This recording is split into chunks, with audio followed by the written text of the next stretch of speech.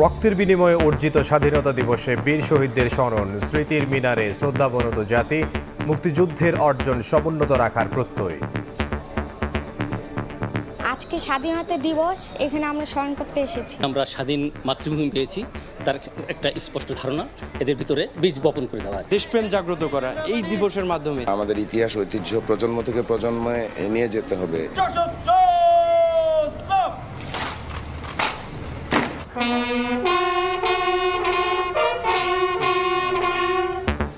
জাতীয় স্মৃতিসৌধে রাষ্ট্রপতি প্রধানমন্ত্রীর শ্রদ্ধা, সূর্য সন্তানদের স্মরণ।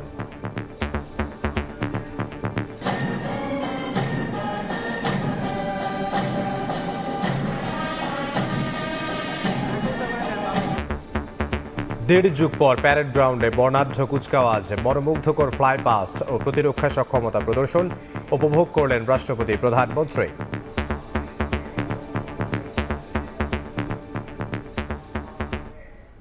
দেখছিলেন প্রধান শিরোনাম। দুপুরের সময় সঙ্গে আছে আমি ইমদাদুল হক। এবার অন্যান্য শীর্ষ সংবাদ।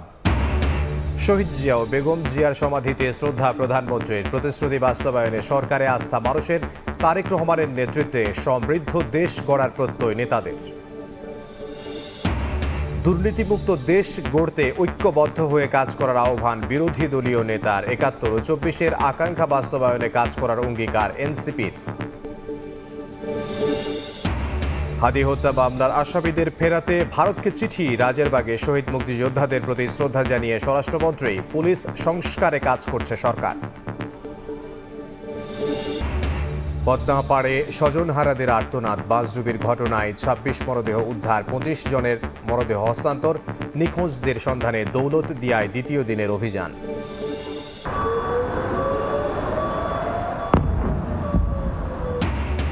ইসরায়েলে দফায় দফায় হামলা ইরানের, মার্কিন যুদ্ধ বিমান ভূপাতিত করার দাবি। পরাজয় মেনে ইরানকে চুক্তি করার আহ্বান যুক্তরাষ্ট্রের।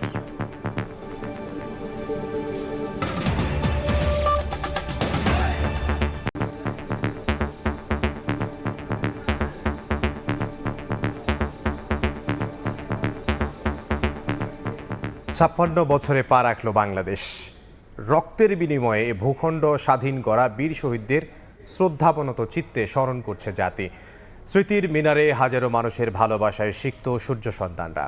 মহান মুক্তিযুদ্ধের ইতিহাস ধারণ করে সম্প্রীতি বজায় রেখে বৈষম্যহীন দেশ গড়ার প্রত্যয় তরুণদের কণ্ঠে। শাতিলা শারমিনকে সঙ্গে নিয়ে মনির হোসেনের রিপোর্ট। ক্যামেরায় ছিলেন মঞ্জুরুল হক মঞ্জুর এবং মুস্তাফিজুর রহমান আকাশ। এই সূর্য শুধু একটি নতুন দিনের শুরু নয়, এর সঙ্গে মিশে আছে একটি জাতির চরম ত্যাগ, গৌরব আর আত্মমর্যাদার রক্তরাঙা ইতিহাস। জাতীয় স্মৃতিসৌধে শ্রদ্ধা আর স্মৃতির এক নিঃশব্দ উপস্থিতি।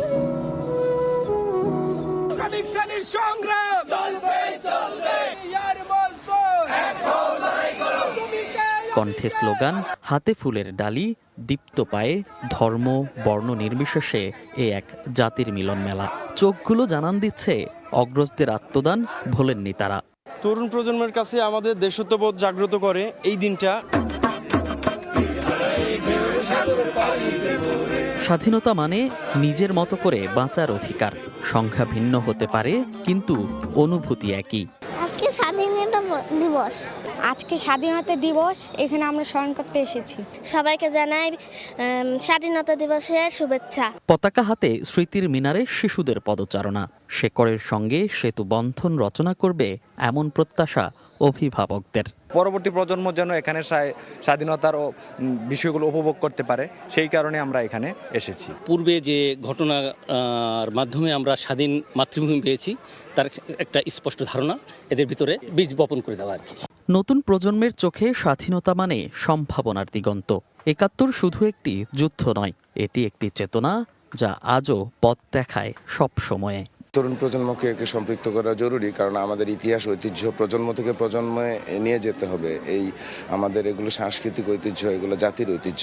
মর্যাদায় পালিত হবার বিষয়টা আসলে আপেক্ষিক, যে লোক সমাগম অনেক হচ্ছে সেই বিষয়টা মর্যাদাপূর্ণ এভাবে আমরা বলতে পারি না, বা কেউ আসছে না আবার পালিত হচ্ছে না সেটাও বলতে পারি না। স্বাধীনতা একটি অর্জন যা প্রতিদিন নতুন করে ধারণ করতে হয়। এই স্মৃতিসৌধ সেই প্রতিজ্ঞারই নীরব সাক্ষী। জাতি আজ শ্রদ্ধা ভরে স্মরণ করছে ৭১-এর বীর সন্তানদের। স্বাধীনতার ৫৫ বছর পরও মানুষের প্রত্যাশা ৭১-এর সেই স্বাধীনতা হোক সার্বজনীন, সব সময়ের, সব মুহূর্তের। সাভারের জাতীয় স্মৃতিসৌধ থেকে মনির হোসাইন, সময় সংবাদ। এই মুহূর্তে সাভারের জাতীয় স্মৃতিসৌধে আছেন সহকর্মী সাতিরা শারমিন এবং মনির হোসেন। সরাসরি যাব তাদের কাছে।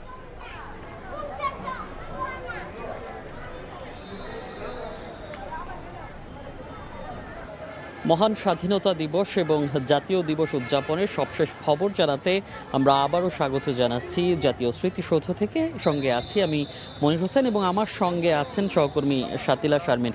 সাতিলা, আমরা জানাচ্ছিলাম যে আমাদের আজকে একদম সকাল থেকে যে শ্রদ্ধা জানানো হয়েছে, বিশেষ করে রাষ্ট্রীয় যে আচার অনুষ্ঠান এবং প্রথমে রাষ্ট্রপতি, প্রধানমন্ত্রী, তারপরে যে গুরুত্বপূর্ণ ব্যক্তিরা রাষ্ট্রের তারা শ্রদ্ধা জানিয়েছেন। সবশেষ যখন আসলে সর্বসাধারণের জন্য খুলে দেওয়া হয়েছে তখন থেকে কিন্তু মানুষের উপস্থিতি এখন আসলে কি অবস্থা একটু বলবেন? আসলে আপনি দেখতেই পাচ্ছেন যে একদম সূর্যটা তীব্র কিরণ দিচ্ছে এখন, তাই না? দুপুর 2টা বেজে গেছে। তো এই 2টার পর থেকে যেটি হয় সেটি হচ্ছে যে শ্রদ্ধা জানানোর যে আচারটা ওটা আসলে একটু ঢিলেঢালা হয়ে যায়। এখন আমরা পিছনে তাই দেখছি যে ওইটা আসলে আচারটা শেষ হয়েছে, কিন্তু এখন সেটা হচ্ছে সাধারণ মানুষ আশপাশের বলেন বা দূর দূরান্ত থেকেও এই বিশেষ দিনে স্বাধীনতা দিবসে সবাই পরিবার পরিজন নিয়ে শ্রদ্ধা জানানোর পর একটু বেশ সময় কাটান স্মৃতিসৌধ প্রাঙ্গণে, কারণ এই জায়গাটা খুব সুন্দর।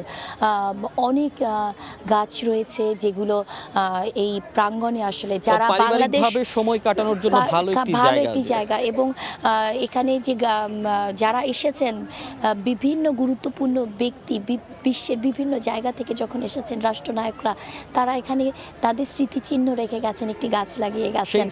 সেগুলো আজকেও আমরা দেখতে পাচ্ছি সাতিলা, যে আমরা সকাল থেকে যেটা বেশি দেখেছি বিভিন্ন রাজনৈতিক, সামাজিক, সাংস্কৃতিক সংগঠনগুলো, কিন্তু এখন আমরা আসলে যেটি দেখতে পাচ্ছি পারিবারিক যে সদস্য, সেই সদস্যরাই কিন্তু বেশি আসছেন। আমরা দেখছি শিশুরা ছবি তুলছেন, শিশুদেরকে নিয়ে সেই বেদিতে যাওয়া হচ্ছে, বেদিতে ছবি তুলছেন, এই সব বিষয়গুলো তুলছে। তো সব মিলিয়ে আসলে আমরা তো আজকে সারাদিনই দেখেছি। তো এই যে শিশুদের নিয়ে আসছে এবং তরুণ প্রজন্মের কাছে এই যে দিবস পালন, সেটি আসলে কি বার্তা বহন করে? বার্তাটি হচ্ছে যে শিকড়ের সঙ্গে পরিচয় করিয়ে দেওয়া, সেটি তো সবচেয়ে বড় বিষয়। এবং শুধু তো আসলে এটা তো তারা আসলে টেক্সট বইতেও পাবে, কিন্তু সরাসরি নিয়ে আসার কারণটা আসলে যে স্বচক্ষে দেখলে এই যে সকাল থেকে যে আবেশটা থাকে, যে আবেগটা থাকে, যে শ্রদ্ধার জায়গাটা আসলে শিশুরা দেখে, শিশুরা যা দেখে তাই তো শিখে।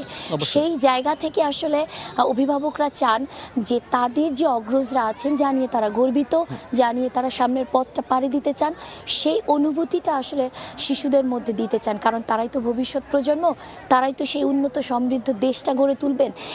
এই যে চেতনাকে ধারণ করে, চেতনা থেকেই কিন্তু সাতিলা 24 হয়েছে এবং যেই স্বাধীনতার কথা আমরা বলছি, কিংবা 55 বছর আগে যে স্বাধীনতা হয়েছে, সেই স্বাধীনতার সুফল জাতি ভোগ করতে পারেনি বলেই 24 হয়েছে। 24-এর যে আন্দোলন হয়েছে সেখানেও যে ছাত্র জনতার জীবন দিতে হয়েছে, তারাও কিন্তু সেই স্বাধীনতার চেতনা, কিংবা তারা বলছিলেন যেই রাষ্ট্র আসলে কামনা করেছিলেন, কিংবা যেই রাষ্ট্র গঠনের জন্য এত প্রাণ বিসর্জন হয়েছে, সেই রাষ্ট্র প্রতিষ্ঠিত হয়নি বলেই কিন্তু 24 এসেছে। সেই 24কে ধারণ করছে। আপনি কি মনে করেন? আসলে সব কিছুর জায়গায় একটি বড় কথা হচ্ছে যে একটি রাষ্ট্র, যেহেতু আমরা গণতান্ত্রিক রাষ্ট্রের চর্চা করি, সেহেতু এই জায়গা থেকে প্রত্যেকটি জনগণ, মানে প্রত্যেকটি মানুষেরই একটা ভূমিকা থাকে, ছোট ছোট করে হলেও সেটি বড় ভূমিকা। জাতি রাষ্ট্র বা রাষ্ট্রের যে প্রতিষ্ঠানগুলো আছে বা যারা রাষ্ট্রটা পরিচালনা করছেন, তাদের কাছে কিন্তু এক ধরনের প্রত্যাশা মানুষের আছে। সেই প্রত্যাশাটা কতটুকু পূরণ হচ্ছে না হচ্ছে সেটা সমালোচনা, আলোচনা থাকবে। আপনাকে ধন্যবাদ। আমরা নিয়েছি, আমরাও আসলে সেই প্রত্যাশা করি যে স্বাধীনতার যে সুফল, সেই সুফল সাধারণ মানুষ পাক, সর্বস্তরের মানুষ পাক। তো এই ছিল এখনকার মতো জাতীয় স্মৃতিসৌধ থেকে আমাদের কাছে সব শেষ। সাভারের জাতীয় স্মৃতিসৌধ থেকে যোগ দিয়েছিলেন মনির হোসেন এবং সাতিরা শারমিন। এর আগে সূর্যোদয়ের সঙ্গে সঙ্গে সাভারের জাতীয় স্মৃতিসৌধে ৭১-এর বীর মুক্তিযোদ্ধাদের প্রতি শ্রদ্ধা জানান রাষ্ট্রপতি মোহাম্মদ শাহাবুদ্দিন এবং প্রধানমন্ত্রী তারেক রহমান। শহীদদের স্মরণে প্রধান বিচারপতি, মন্ত্রিসভার সদস্য ও যুদ্ধাহত মুক্তিযোদ্ধারা শ্রদ্ধা জানান। রাষ্ট্রীয় আনুষ্ঠানিকতা শেষে সর্বসাধারণের জন্য উন্মুক্ত হয় জাতীয় স্মৃতিসৌধ। ইমরুল আহসানের প্রতিবেদন।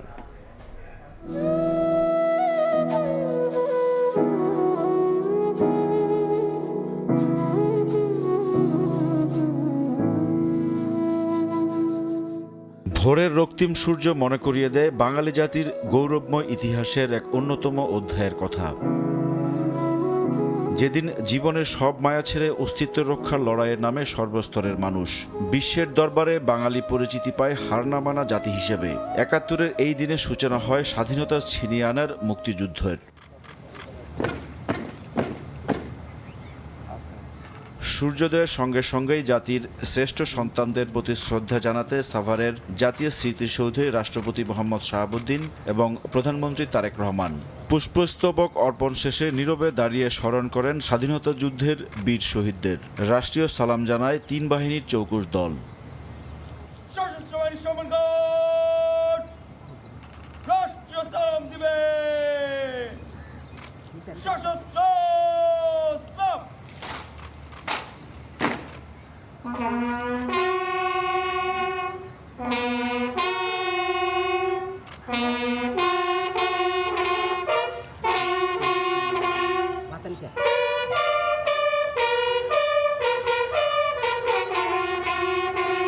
পরে মন্ত্রিসভার সদস্যদের নিয়ে শহীদ বেদিতে শ্রদ্ধা জানান প্রধানমন্ত্রী। দলীয় নেতাদের নিয়েও ফুল দেন তারেক রহমান। বীর শহীদদের আত্মার মাগফিরাত কামনায় করেন বিশেষ দোয়া।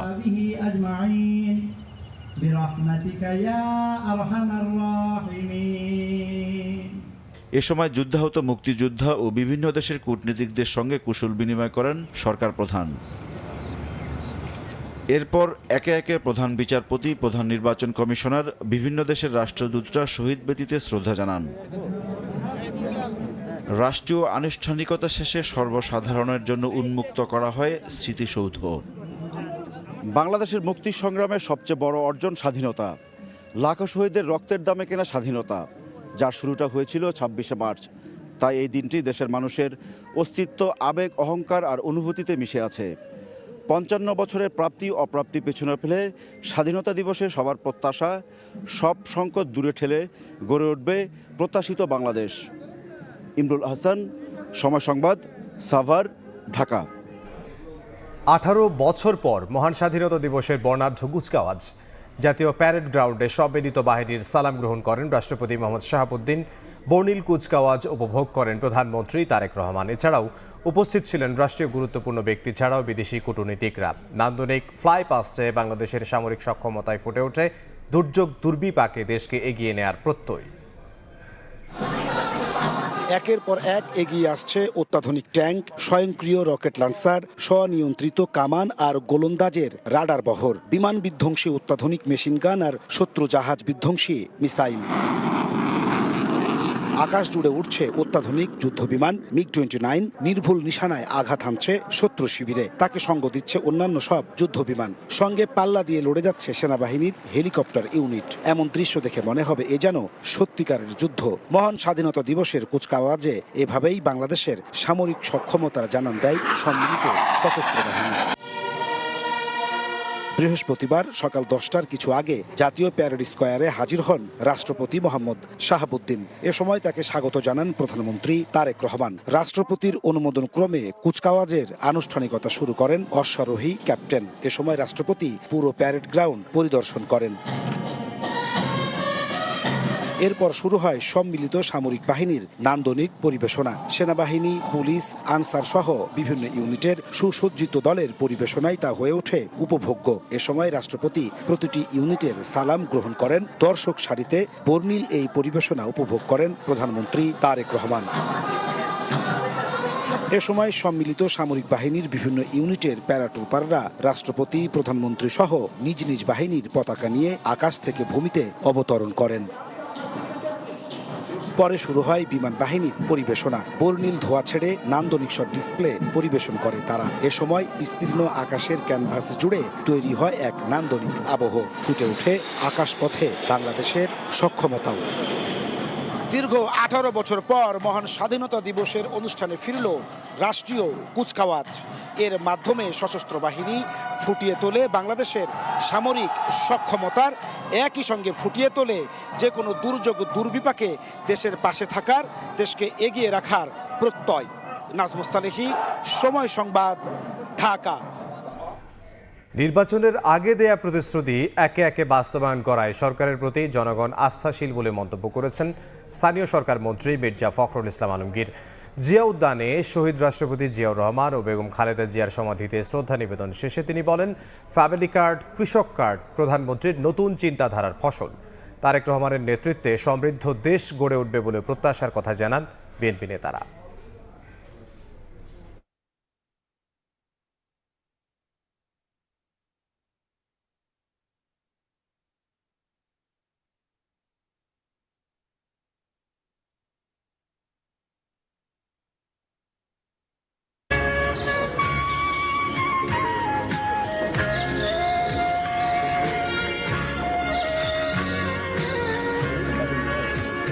মহান স্বাধীনতা ও জাতীয় দিবসে সাভারে জাতীয় স্মৃতিসৌধে বীর শহীদদের প্রতি শ্রদ্ধা জানান সর্বসাধারণ ও বিভিন্ন রাজনৈতিক দলের নেতারা।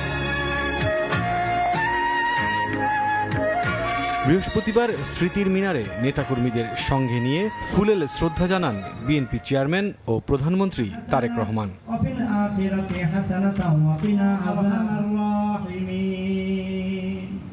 পরে সাংবাদিকদের সঙ্গে কথা বলেন দলের মহাসচিব মির্জা ফখরুল ইসলাম আলমগীর। এ সময় নতুন বাংলাদেশ গড়ার প্রত্যয় ব্যক্ত করেন তিনি।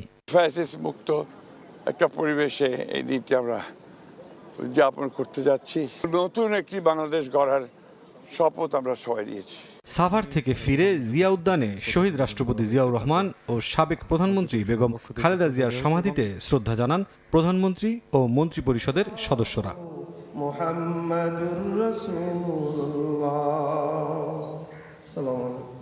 এ সময় বর্তমান সরকারের প্রতি মানুষ আস্থাশীল বলে জানান স্থানীয় সরকার মন্ত্রী। বলেন, ফ্যামিলি কার্ড, কৃষক কার্ড তারেক রহমানের নতুন চিন্তাধারার ফসল। বিএনপি সরকার প্রতিশ্রুতি বাস্তবায়নের লক্ষ্যে এগিয়ে যাচ্ছে বলেও মন্তব্য করেন মির্জা ফখরুল। ফ্যামিলি কার্ড, কৃষক কার্ড হবে, খাল খনন কর্মসূচি, কৃষকদের সুদ মকুব, সব মিলিয়ে সরকার গঠন করার পরে যিনি তার সম্পূর্ণ নতুন চিন্তা ভাবনা নিয়ে দেশকে গড়ে তুলবার কাজে লিপ্ত হয়েছেন জনাব তারেক রহমানের প্রতি অত্যন্ত সারা দেশের মানুষ তারা আশাবাদী, আস্থাশীল। এ সময় নেতারা জানান দেশ ও জাতির ক্রান্তিলগ্নে সব সময় এগিয়ে এসেছে বিএনপি। জনগণের যে প্রত্যাশা নিয়ে বিএনপিকে ভোট দিয়েছে সেই প্রত্যাশা আমাদের মাননীয় প্রধানমন্ত্রী জনাব তারেক রহমান ইতিমধ্যেই পূরণ করা শুরু করেছে। স্বচ্ছ পরিচ্ছন্ন রাজনৈতিক পরিবেশের মাধ্যমে শান্তিপূর্ণ একটি মানবিক বাংলাদেশ গড়ে তুলতে চাই। প্রধানমন্ত্রী তারেক রহমানের নেতৃত্বে সমৃদ্ধ দেশ গড়ে উঠবে বলে আশা ব্যক্ত করেন বিএনপি নেতারা। মুরসালিন হক জুনায়েদ, সময় সংবাদ, ঢাকা। অহিংস, দুর্নীতিমুক্ত, বৈষম্যহীন ও মানবিক দেশ গড়তে ঐক্যবদ্ধ হয়ে কাজ করার আহ্বান জানিয়েছেন জামায়াতে আমির ও বিরোধী দলীয় নেতা ডক্টর শফিকুর রহমান। সাভারে জাতীয় স্মৃতি সৌধে শ্রদ্ধা নিবেদন শেষে কথা বলেন তিনি। এনসিপি আহ্বায়ক নাহিদ ইসলাম বলেন, স্বাধীনতার আকাঙ্ক্ষা পূরণ হয়নি বলেই তরুণ প্রজন্মকে রক্ত দিতে হয়েছে। ৫৫তম স্বাধীনতা ও জাতীয় দিবসে সাভারে জাতীয় স্মৃতিসৌধে শ্রদ্ধা জানান রাজনৈতিক দলের নেতাসহ সর্বস্তরের মানুষ। স্মরণ করেন মুক্তিযুদ্ধের বীর শহীদদের। স্মৃতিস্তম্ভে নেতাকর্মীদের সঙ্গে নিয়ে শ্রদ্ধা জানান বিরোধী দলীয় নেতা জামায়াত আমির ডাক্তার শফিকুর রহমান। এ সময় তিনি বলেন, দুর্নীতিমুক্ত ও অহিংস বাংলাদেশ গড়তে ঐক্যবদ্ধভাবে কাজ করতে হবে। দেশের স্বাধীনতা, সার্বভৌমত্ব আল্লাহ যেন হেফাজত করেন সব দিক থেকে, এবং এই দেশের উপর আল্লাহ যাতে শান্তি এবং রহমত বর্ষণ করেন। একটা অহিংস, দুর্নীতিমুক্ত, বৈষম্যহীন, মানবিক বাংলাদেশ আমরা সবাই মিলে যেন গঠন করতে পারি। এ সময় ৭১ ও ২৪-এর আকাঙ্ক্ষা বাস্তবায়নের অঙ্গীকার ব্যক্ত করেন বিরোধী দলীয় চিফ হুইপ ও এনসিপির আহ্বায়ক নাহিদ ইসলাম। ৭১-এর যেই আকাঙ্ক্ষা এবং ২৪-এর গণ অভ্যুত্থানের যে আকাঙ্ক্ষা, সেই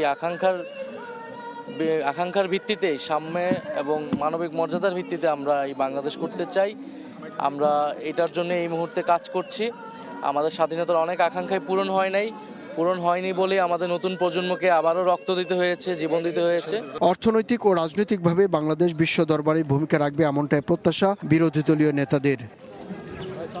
আব্দুল্লাহ শাফি, সময় সংবাদ, ঢাকা।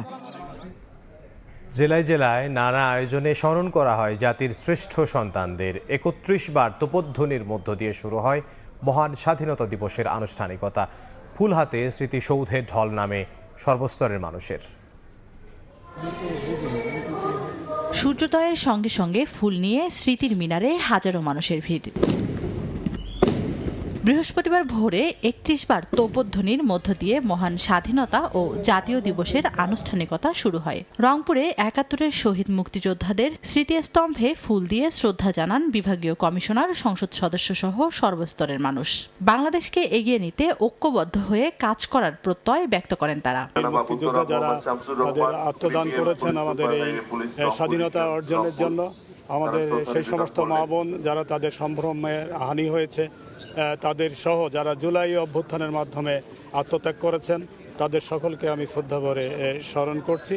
মুক্তিযুদ্ধের শহীদদের প্রতি শ্রদ্ধা জানিয়ে চট্টগ্রাম সিটি কর্পোরেশনের মেয়র বলেন, পাকিস্তানি হানাদার বাহিনীর বর্বরতার মুখে দাঁড়িয়ে প্রতিরোধ শুরু হয় এই দিনে। বগুড়ায় জেলা প্রশাসন, মুক্তিযোদ্ধা কমান্ড ও জেলা পুলিশের পক্ষ থেকে শ্রদ্ধা জানানো হয়। আজকে আমাদের রাষ্ট্রনায়ক তারেক রহমানের নেতৃত্বে বাংলাদেশ এগিয়ে যাবে একটি দুর্নীতিমুক্ত, স্বনির্ভর এবং বাংলাদেশ আমরা হয়তোবা পাবো। স্বাধীনতার সুফল আমাদের যে প্রত্যাশা ছিল দরিদ্রমুক্ত বাংলাদেশ, সেটা গঠন করার মধ্যে দিয়ে বাংলাদেশকে আরো সুসংগঠিত, সুসজ্জিত করা। পিরোজপুর, ব্রাহ্মণবাড়িয়া, সিরাজগঞ্জ, ঝিনাইদহ, বরগুনা ও খাগড়াছড়ি সহ দেশের বিভিন্ন স্থানে যথাযোগ্য মর্যাদায় উদযাপিত হয় দিবসটি। তানজিনা তাসনিম, সময় সংবাদ। জীবন বাজি রেখে মুক্তিযোদ্ধারা ঝাঁপিয়ে পড়েন স্বাধীনতার আন্দোলনে। পাক হানাদারদের পরাজিত করে বাংলার আকাশে বিজয় কেতন ওড়ান দামাল ছেলেরা। স্বাধীনতা দিবসে লাল সবুজের বাংলাদেশ সৃষ্টির গৌরব গাঁথা ইতিহাস মনোমুগ্ধকর ডিসপ্লেতে তুলে ধরল নতুন প্রজন্ম।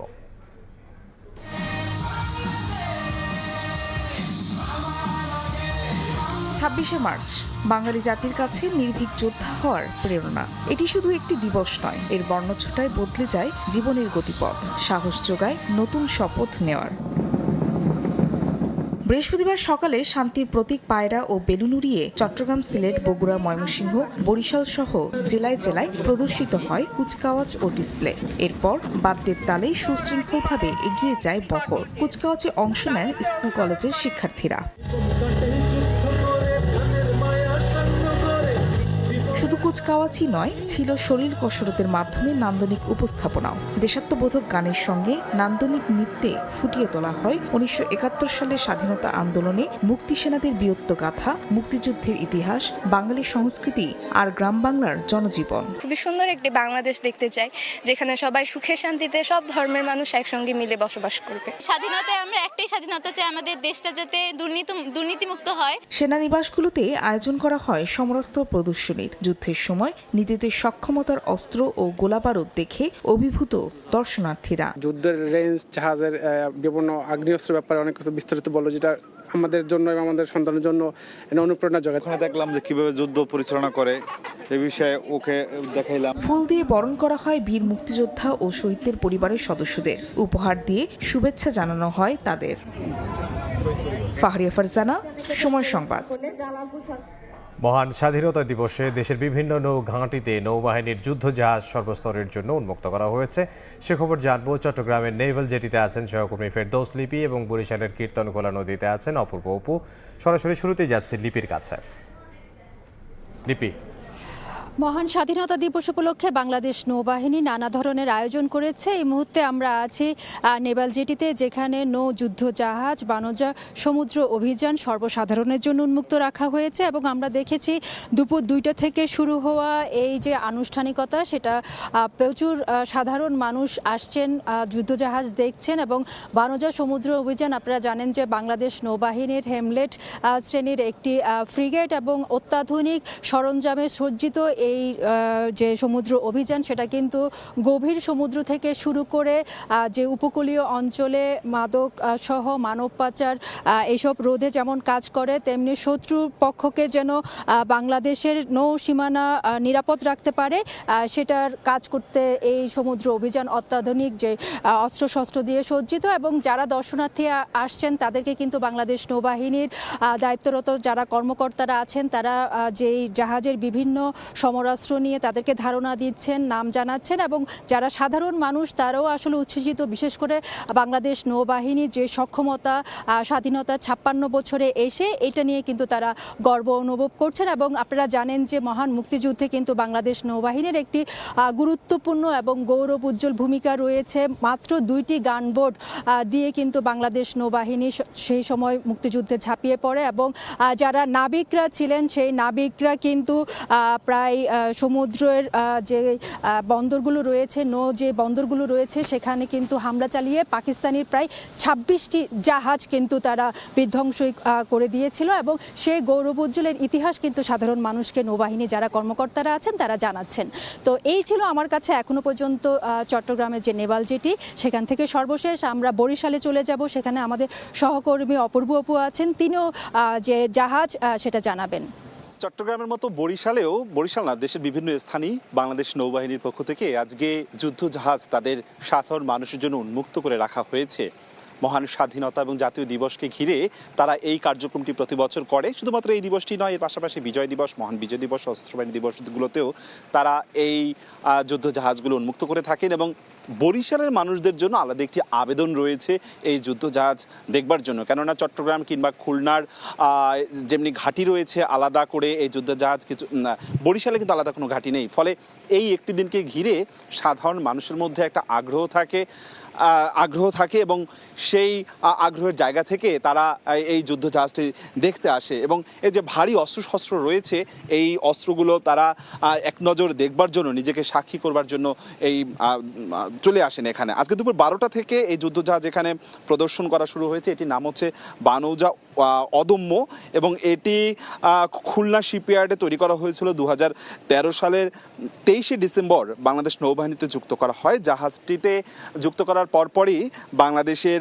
অভ্যন্তরীণ চোরাচালান প্রতিরোধ, মাইলিশ অভিযান, জাটকা প্রতিরোধ সহ বাংলাদেশের সমুদ্র রক্ষায় তারা নিরলসভাবে কাজ করে যাচ্ছে। এবং এখানকার নাবিকরা, কর্মকর্তারা বলছেন যে এই জাহাজের দৈর্ঘ্য 50.410 মিটার এবং প্রস্থে রয়েছে 7.5 মিটার। বাংলাদেশ নৌবাহিনী একটি 26 PCS এর এই যুদ্ধ জাহাজটি অত্যাধুনিক প্রযুক্তি দ্বারা পরিচালিত হয়ে আসছে এবং এই যুদ্ধ জাহাজটিতে অভ্যন্তরীণ চোরাচালানের নানান ধরনের প্রতিরোধ কার্যক্রমে তারা অংশ নিয়ে থাকে। এবং আজকে দেখছি যে এই মুহূর্তে আসলে তপ্ত রোদ, বরিশালের তপ্ত রোদ উপেক্ষা করে আমরা দেখেছি কিছুক্ষণ আগে বিভিন্ন মানুষ আসছে এবং যারা দর্শনার্থীরা আসছে এখানকার নাবিকরা, কর্মকর্তারা, নৌবাহিনীর তারা কিন্তু সাধারণ মানুষদেরকে বুঝিয়ে দেখাচ্ছে কোন অস্ত্র কিভাবে পরিচালনা করে সেটি দেখানোর চেষ্টা করেছে। মানুষের বিধানে আনন্দ উচ্ছ্বাস রয়েছে।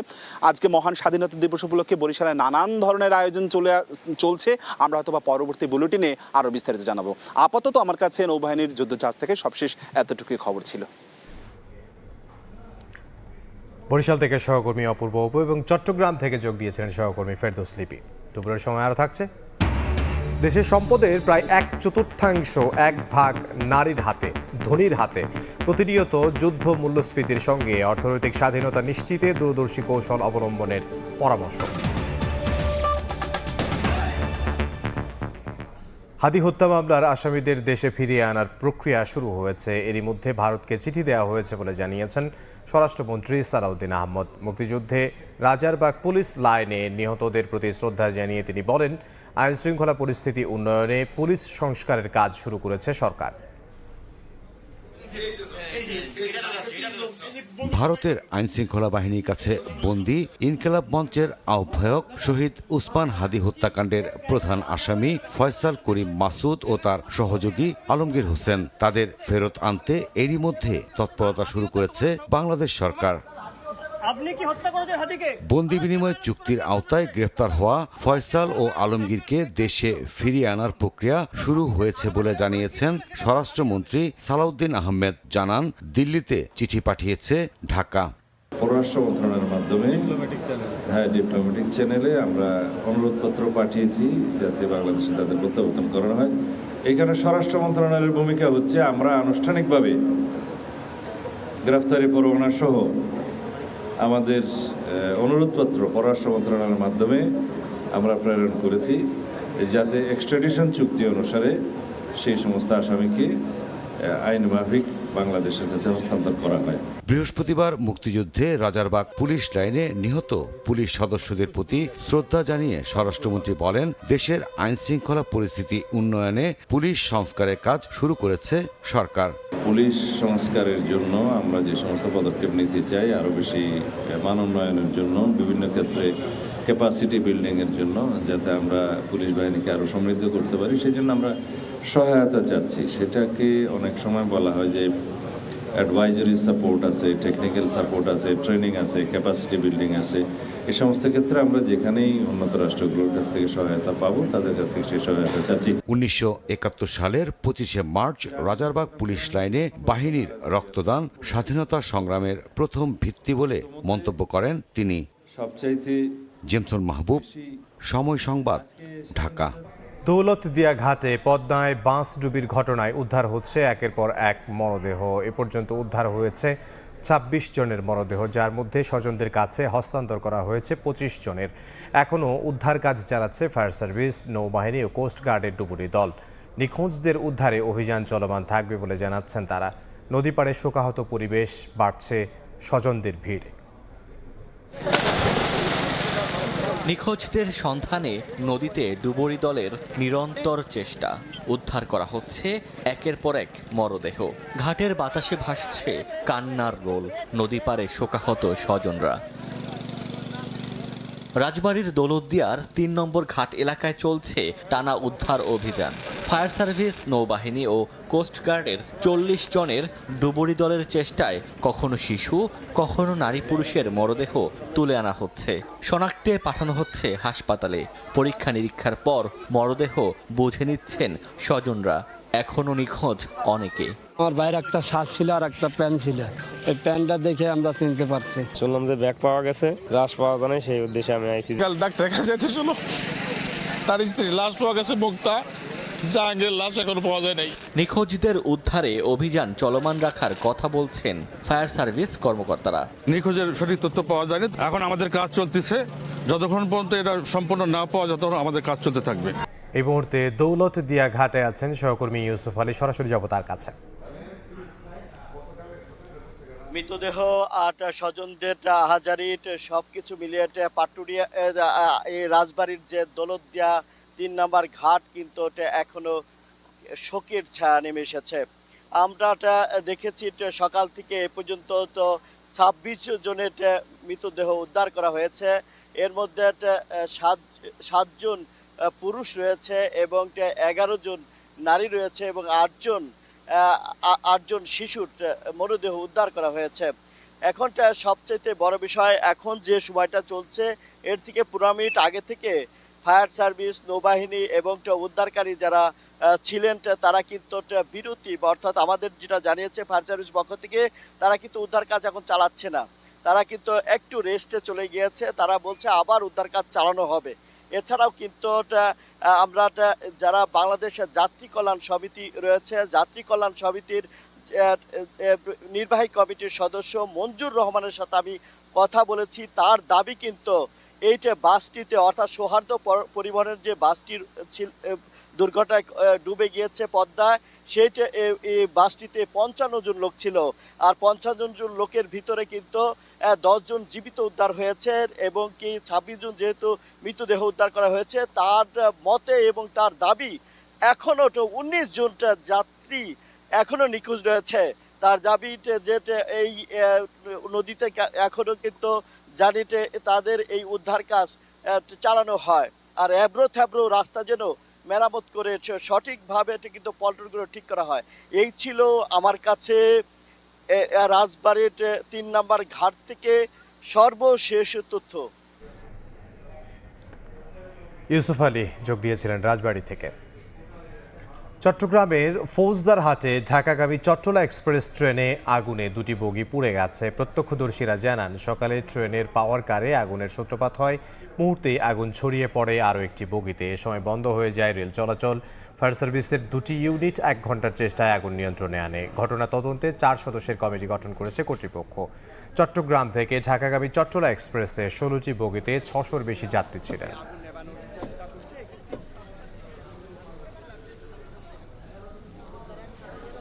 দুপুরের সময় আরও থাকছে স্বাধীনতা দিবসে বীর শহীদদের স্মরণে ক্রীড়াঙ্গনে নানা উদ্যোগ। মিরপুরের সাবেক ক্রিকেটারদের প্রীতি ম্যাচ, বাফুফেতে বয়সভিত্তিক নারী ফুটবলারদের মিলন মেলা।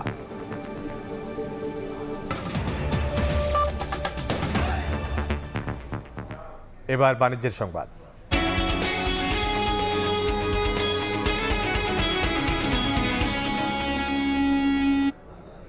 56তম স্বাধীনতা দিবস উদযাপনে দেশ, কিন্তু কতটা নিশ্চিত হলো প্রত্যেক নাগরিকের অর্থনৈতিক স্বাধীনতা?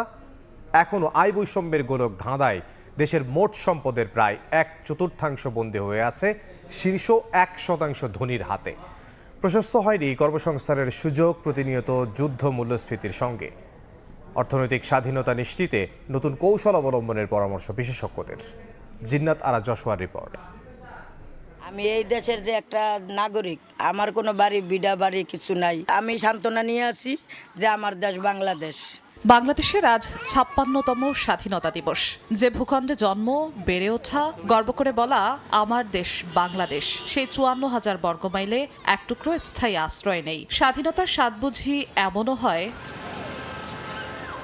শহরে অট্টালিকার ভিড়ে রোজ মিলিয়ে যায় ছোট ছোট সব। ডিসেম্বরে প্রকাশিত ওয়ার্ল্ড ইনইকুয়ালিটি রিপোর্ট 2026-এর তথ্য, দেশের মোট সম্পদের প্রায় 1/4 রয়েছে সবচেয়ে ধনী 1% মানুষের হাতে। তো ঘর ভাড়া দিব না খামু। এই দেশের মানুষের গরিবের কোনো ভাগ্য ফিরে না। বিশ্বব্যাংকের তথ্য 2023 থেকে 2024 সালের মধ্যে 20 লাখ কর্মসংস্থান কমেছে। বেকারত্ব দিন দিন বাড়তেছে, এটা কমতেছে না। সরকারে না দিতে পারলে ভালো কাজ দেখ, আমরা কাজ করে খামু। স্বাধীনতার পর অর্থনীতি ঘুরে দাঁড়িয়েছিল যে কৃষকের শ্রমে ঘামে, সে কৃষকও পাচ্ছেন না শ্রমের যথাযথ মূল্য। কোন সময় দেখা যাচ্ছে যে ফসলে কইরা হাতে এই খরচ ওঠে না আর কি।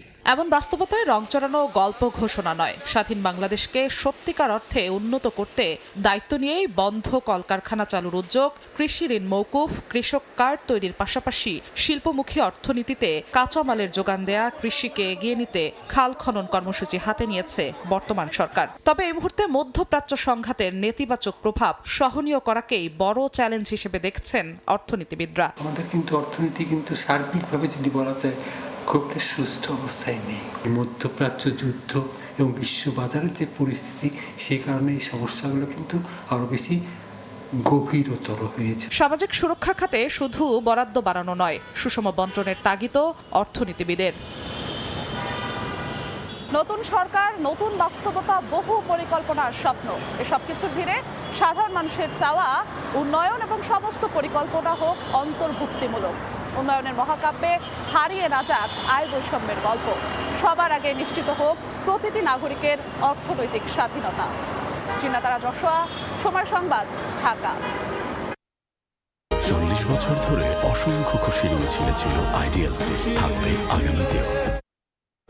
দেশের বাইরের খবর। ইরানকে বাস্তবতা মেনে পরাজয় স্বীকার করে চুক্তিতে যেতে আহ্বান জানিয়েছে যুক্তরাষ্ট্র। দেশটি চুক্তি করতে আগ্রহী, তবে বলতে ভয় পাচ্ছে বলে দাবি করেছেন মার্কিন প্রেসিডেন্ট ডোনাল্ড ট্রাম্প। আর তেহরান বলছে সমঝোতায় পৌঁছাতে হলে স্থায়ীভাবে সংঘাত বন্ধে সম্মত হতে হবে। এদিকে পাল্টাপাল্টি হামলা অব্যাহত রয়েছে। এরই মধ্যে হরমুজ প্রণালীতে জাহাজ চলাচলের নিরাপত্তা পাবে বাংলাদেশ সহ 6 দেশ বলে জানিয়েছে ইরানের পররাষ্ট্রমন্ত্রী। ইসরায়েলের সুরক্ষা ব্যবস্থা ভেদ করে বিভিন্ন স্থাপনায় আঘাত হানছে ইরানের ক্ষেপণাস্ত্র। তেহরানের দাবি, ডিমোনা ও হাইফায় চালানো হামলায় ব্যাপক ক্ষয়ক্ষতি হয়েছে। ইসরায়েলে হামলা চালিয়েছে হিজবুল্লাহ। তাদের রকেট মেতুনা, দাফনা এবং নাহারিয়া এলাকায় আঘাত এনেছে। ইসরায়েলি বিমান বাহিনী তেহরান সহ ইরানের বিভিন্ন শিল্পাঞ্চলে বিমান হামলা চালিয়েছে। ইরানের বেশ কিছু অস্ত্র ও ড্রোন তৈরির কারখানা লক্ষ্য করে কয়েক দফা বোমা বর্ষণের দাবি করেছে তেল আবিব। এদিকে ইরানের সঙ্গে মার্কিন প্রেসিডেন্ট ডোনাল্ড ট্রাম্প ফলপ্রসূ আলোচনা চালিয়ে যাচ্ছেন বলে জানিয়েছেন হোয়াইট হাউসের প্রেস সচিব ক্যারোলাইন লেভিট। তবে তিনি হুঁশিয়ারি দিয়ে বলেন, ইরান পরাজয় স্বীকার না করলে আরও ভয়াবহ হামলা চালানো হবে। But if Iran fails to accept the reality of the current moment, if they fail to understand that they have been defeated militarily and will continue to be, President Trump will ensure they are hit harder than they have ever been hit before. তবে মার্কিন প্রশাসনের আলোচনার দাবিকে সরাসরি নাকচ করে দিয়েছেন ইরানের পররাষ্ট্রমন্ত্রী আব্বাস আরাকচি। তিনি স্পষ্ট জানিয়েছেন, তেহরান ও ওয়াশিংটনের মধ্যে কোনো ধরনের আলোচনাই চলছে না। তারা এখন আলোচনা বা সমঝোতার কথা বলছে। এটাই আসলে তাদের পরাজয়ের স্বীকারোক্তি। তারা কি আগে নিঃশর্ত আত্মসমর্পণের দাবি জানায়নি? তাহলে এখন কেন আলোচনার কথা বলা হচ্ছে? এখানে আসলে কোনো আলোচনা চলছে না। এদিকে যুদ্ধের কারণে থমকে গেছে বিশ্বের অন্যতম গুরুত্বপূর্ণ জলপথ হরমুজ প্রণালী। ফারহাদ চৌধুরী, সময় সংবাদ। খেলার খবর। স্বাধীনতা দিবস উপলক্ষে ক্রীড়াঙ্গনে নানা উদ্যোগ। মিরপুরে চলছে সাবেক ক্রিকেটারদের প্রীতি ম্যাচ। সকালে ম্যাচের আগে জাতীয় সঙ্গীতের মাধ্যমে শুরু হয় আনুষ্ঠানিকতা। পরে মহান মুক্তিযুদ্ধে শহীদদের স্মরণে 1 মিনিট নীরবতা পালন করেন দুই দলের ক্রিকেটার, স্টাফ এবং আম্পায়াররা। পরে টস জিতে আগে ব্যাট করে 5 উইকেটে 213 রান সংগ্রহ করে লাল দলের ব্যাটাররা। অপি আউট হলেও একপাশে দারুণ ব্যাট করেছেন নাসিরউদ্দিন ফারুক। তিনি করেন 84 রান, 50 করেছেন রফিক।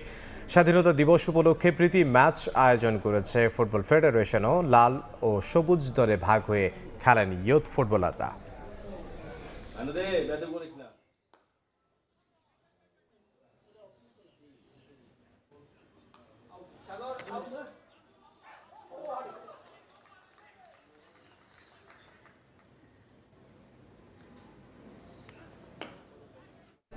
বছরের প্রথম ম্যাচে ভিয়েতনামের বিপক্ষে মাঠে নামছে বাংলাদেশ ফুটবল দল। হ্যানয়ের হ্যাংডে স্টেডিয়ামে ম্যাচটি শুরু হবে সন্ধ্যা 6টায়।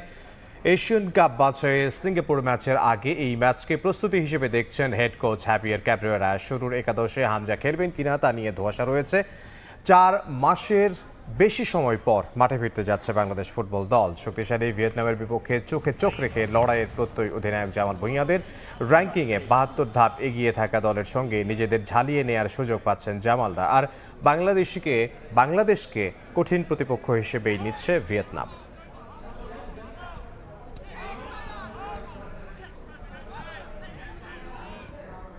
এ পর্যায়ে শীর্ষ সংবাদগুলো জানিয়ে দিচ্ছি আরও একবার। রক্তের বিনিময়ে অর্জিত স্বাধীনতা দিবসে বীর শহীদদের স্মরণ। রাষ্ট্রপতি প্রধানমন্ত্রীর শ্রদ্ধা। স্মৃতির মিনারে শ্রদ্ধাবনত জাতি। মুক্তিযুদ্ধের অর্জন সমুন্নত রাখার প্রত্যয়।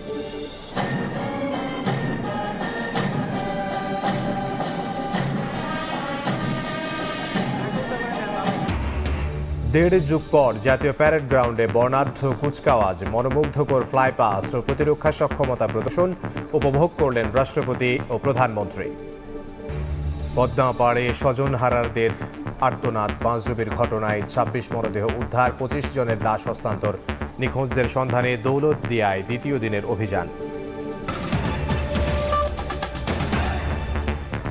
এ ছিল দুপুরের সময়। এরপর বিকেল 3টার সময় সংবাদ নিয়ে আসছে কিছুক্ষণ পর। সঙ্গে থাকুন সময়।